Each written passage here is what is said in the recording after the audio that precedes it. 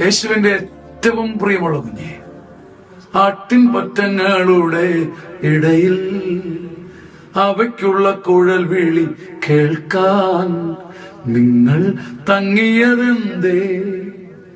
നിങ്ങൾ തങ്ങിയതെന്തേ? ന്യായാധിപന്മാർ 5:16. ആട്ടിൻപറ്റങ്ങളുടെ ഇടയിൽ അവയ്ക്കുള്ള ആടുകൾക്കുള്ള കുഴൽ വിളി കേൾക്കാൻ നിങ്ങൾ തങ്ങിയത് എന്തുകൊണ്ടാണ്? നിങ്ങൾ എന്തുകൊണ്ടാണ് ആടിനു വേണ്ടിയുള്ള കുഴൽവിളി, അവയ്ക്ക് വേണ്ടി മീൻ ചെയ്യപ്പെട്ട കുഴൽവിളി കേട്ട് നിങ്ങൾ അവിടെ നിന്ന് എന്തുകൊണ്ടാ റൂബൻ ഭവനത്തിൽ ആഴമായ ഹൃദയ പരിശോധന നടന്നു?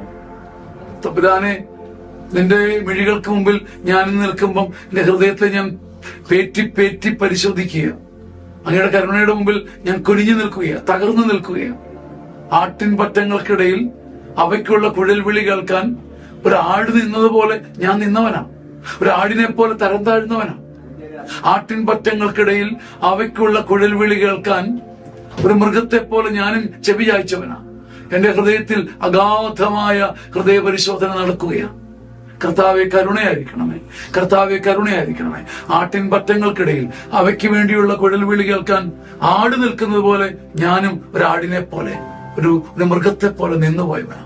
കരുണയായിരിക്കണമേ.